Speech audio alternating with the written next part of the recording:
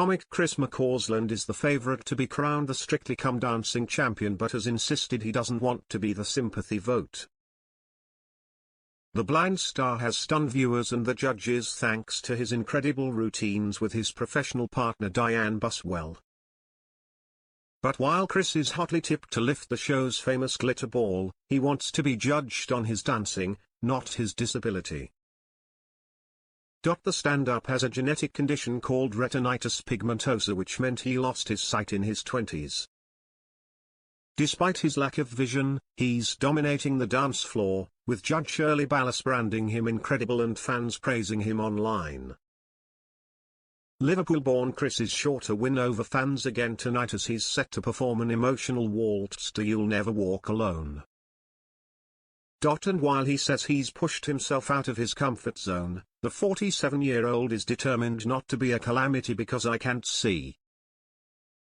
Speaking exclusively to the Mirror, he says, "I mean, to be honest, every time we get through, I say to Diane, oh, I got away with that, didn't I? It's certainly gone better than I thought it would, because I had no idea whether I'd be able to do it at all, which is part of my doubt of, and the fear of, doing Strictly. That first episode, I mean, to say I was essing my pants is an understatement. These last weeks have been hard in terms of energy. I've hit a few walls along the way, and that's to be expected for a fellow that sits on stool for a living. I suppose you could say that stand-up is that thing of feeling the fear and doing it anyway. Stand-up ultimately becomes a comfort zone, doesn't it? And even though people think it's brave and all that, it just becomes a regular Tuesday.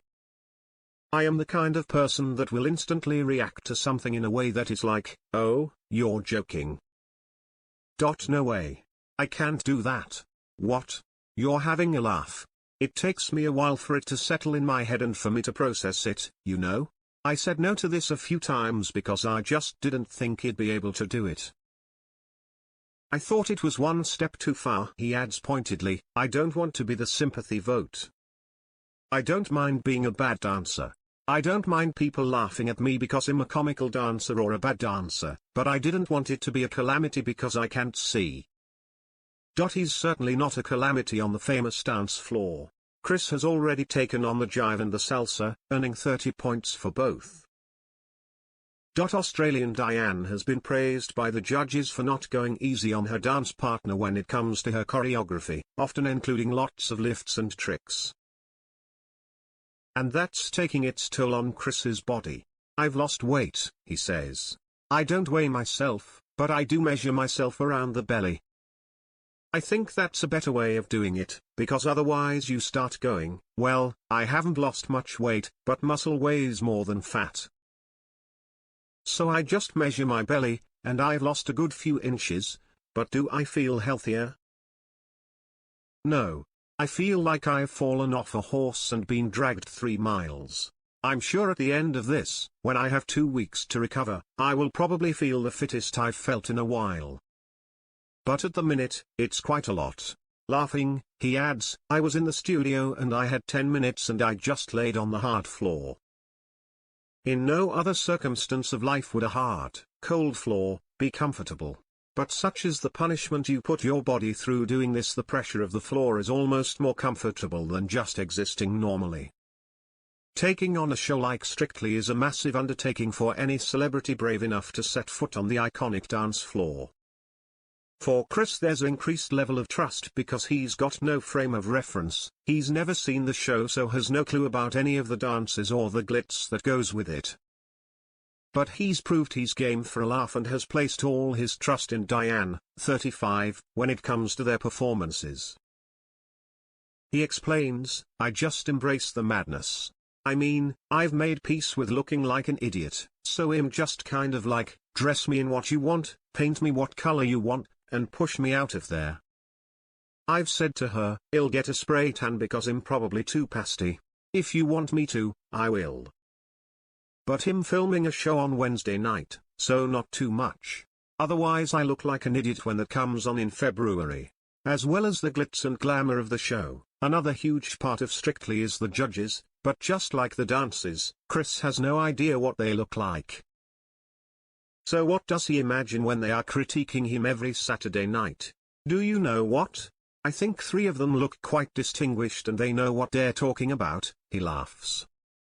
I think one of them has got a big flappy mouth that keeps on going, but him mentioning no names. It's a cheeky dig at Craig Revel Horwood, who Chris has enjoyed roasting each week with his hilarious one-liners. Earlier this month he told Claudia Winkleman during a live show, "By the sound of how things are going, I think Craig is blinder than I am." His quick put-downs have earned him an army of fans, but he says he only pokes fun at Craig because he knows he can take it.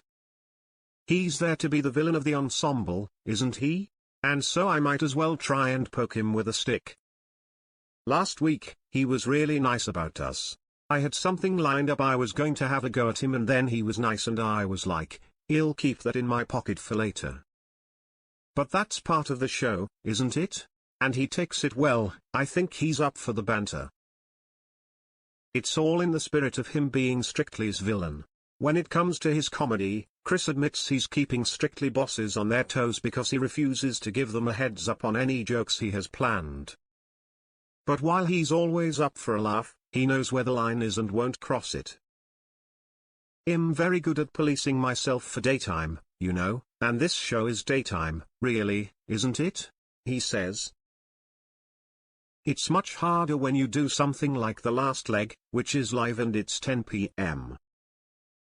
You've kind of got to be edgy and inappropriate, but not ruin your career. That's a harder line to walk than just being family friendly, which I'm a good judge of. But I tell you what, some things I just don't tell them I'm gonna say because I know they'll tell me not to because they will worry. So I didn't tell them I was gonna talk about Diane kicking me in the head because I knew they'd go, "Oh, please don't say that." But I knew it would be funny. It's that mix of comedy moments and great footwork which has made him the bookie's favorite to win the show. Even his peers think he's the one to beat, with Toya Wilcox joking when she got the boot that anyone who wants to avoid a dance-off needs to get rid of Chris first.